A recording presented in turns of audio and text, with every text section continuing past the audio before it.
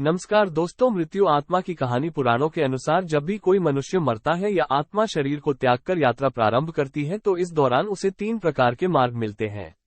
उस आत्मा को किस मार्ग पर चलाया जाएगा ये केवल उसके कर्मों पर निर्भर करता है।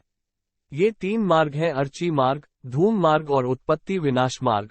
अर्ची मार्ग ब्रह्मलोक और देवलोक की यात्रा के लिए होता है, वहीं धूम मार्ग पितृलोक की यात्रा पर ले जाता है और उत्पत्ति विनाश मार्ग नर्क की यात्रा के लिए है।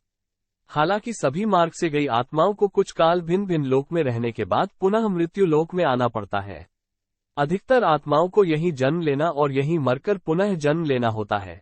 यजुर्वेद में कहा गया है कि शरीर छोड़ने के पश्चात जिन्होंने तप ध्यान किया है वे ब्रह्मलोक चले जाते हैं, अर्थात ब्रह्मलीन हो जाते हैं। कुछ सत्कर्म करने वाले भक्तजन स्वर्ग चले जाते हैं। स्वर्ग अर्थात वे देव बन जाते हैं। राक्षसी कर्म करने वाले कुछ प्रेत्योनि में अनंत काल तक भटकते रहते हैं और कुछ पुनः धरती पर जन्म ले लेते हैं। जन्म लेने वालों में भी जरूरी नहीं कि वे मनुष्य योनि में ही जन्म लें। इससे पूर्व ये सभी पितृलोक में रहते हैं, वहीं उनका न्याय होता है। आत्मा 17 दिन तक यात्रा करने के पश्चात 18वें दिन यमपुरी पहुंचती है। गरुड़ पुराण में यमपुरी के इस रास्ते में वैतरणी नदी का उल्लेख मिलता है। वैतरणी नदी विष्ठा और रक्त से भरी हुई है। जिसने गाय को दान किया है वो इस वैतरणी नदी को आसानी से पार कर यमलोक पहुंच जाता है, अन्यथा इस नदी में वे डूबते रहते हैं और यमदूत उन्हें निकालकर धक्का देते रहते हैं। यमपुरी पहुंचने के बाद आत्मा पुष्पोदका नामक एक और नदी के पास पहुंच जाती है, जिसका जल स्वच्छ होता है और जिसमें कमल के फूल खिले रहते हैं। इसी नदी के किनारे छायादार बड़ का एक वृक्ष है, जहाँ आत्मा थोड़ी देर विश्राम करती है। यहीं पर उसे उसके पुत्रों या परिजनों द्वारा किए गए पिंडदान और तर्पण का भोजन मिलता है, जिससे उसमें पुनः शक्ति का संचार हो जाता है। यमलोक के 4 द्वार है। 4 मुख्य द्वारों में से दक्षिण के द्वार से पापियों का प्रवेश होता है। यम नियम का पालन नहीं करने वाले निश्चित ही इस द्वार में प्रवेश करके कम से कम 100 वर्षों तक कष्ट झेलते हैं।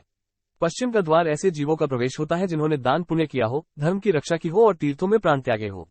उत्तर के द्वार से वही आत्मा प्रवेश करती है जिसने जीवन में माता पिता की खूब सेवा की हो, हमेशा सत्य बोलता रहा हो और हमेशा मन वचन कर्म से अहिंसक हो। पूर्व के द्वार से उस आत्मा का प्रवेश होता है जो योगी, ऋषि, सिद्ध और संबुद्ध है। इसे स्वर्ग का द्वार कहते हैं। इस द्वार में प्रवेश करते ही आत्मा का गंधर्व, देव, अप्सराएं स्वागत करती हैं। माना जाता है कि जब कोई व्यक्ति मरता है तो सबसे पहले वो गहरी नींद के हालात में ऊपर उठने लगता है। जब आंखें खुलती हैं तो वो स्वयं की स्थिति को समझ नहीं पाता है। कुछ जो होशवान है वे समझ जाते हैं। मरने के 12 दिन के बाद यमलोक के लिए उसकी यात्रा शुरू होती है। वो हवा में स्वतः ही उठता जाता है। जहाँ रुकावट होती है वहीं उसे यमदूत नजर आते हैं, जो उसे ऊपर की ओर गमन कराते हैं। आत्माओं के मरने की दिशा उसके कर्म और मरने की तिथि अनुसार तय होती है। जैसे कृष्ण पक्ष में देह छोड़ दी है तो उस काल में दक्षिण और उसके पास के द्वार खुले होते हैं, लेकिन यदि शुक्ल में देह छोड़ी है तो उत्तर और उसके आसपास के द्वार खुले होते हैं। लेकिन तब कोई नियम काम नहीं करता जबकि व्यक्ति पाप से भरा हो। शुक्ल में मरकर भी वो दक्षिण दिशा में गमन करता है। इसके अलावा उत्तरायण और दक्षिणायन सबसे ज्यादा महत्व होता है। उत्तरायण में मरने वाले 4 द्वारों, 7 तोरणों तथा पुष्पोदका, वैवस्वती आदि सुरम्य नदियों से पूर्ण अपनी पुरी में पूर्व, पश्चिम तथा उत्तर के द्वार से प्रविष्ट होने वाले पुण्यात्मा को भगवान विष्णु के दर्शन होते हैं, जो शंख, चक्र, गदा, पद्मधारी, चतुर्भुज, नीलाभ रूप में अपने महाप्रसाद में रत्नासन पर दर्शन देते हैं। ऐसी शुभ आत्मा स्वर्ग का अनुभव करती है और उसे शांति व स्थिरता मिलती है। स्वर्ग में रहने के पश्चात वो किसी अच्छे समय में पुनः अच्छे कुल और स्थान में जन्म लेती है। दक्षिणायन में मरने वाले जो लोग पापी और अधर्मी हैं, जिन्होंने जीवन भर शराब, मांस और स्त्रीगमन के अलावा कुछ नहीं किया, जिन्होंने धर्म का अपमान किया और जिन्होंने कभी भी धर्म के लिए पुण्य का कोई कार्य नहीं किया, वे मरने के बाद स्वतः ही दक्षिण दिशा की ओर खींच लिए जाते हैं। ऐसे पापियों को सबसे पहले तप्त लौहद्वार तथा पुए, शोणित एवं क्रूर पशुओं से पूर्ण वैतरणी नदी पार करना होती है।